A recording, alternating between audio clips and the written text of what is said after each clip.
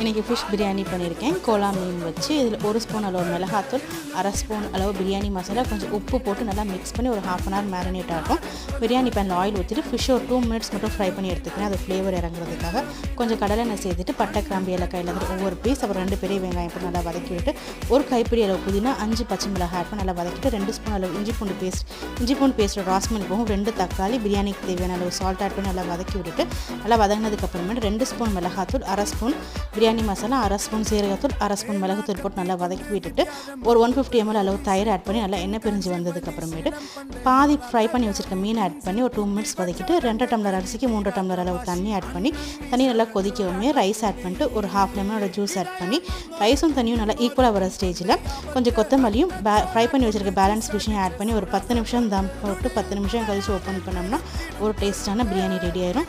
Try பண்ணி பாருங்கள், subscribe பண்ணிக்கோங்க. தேங்க்யூ.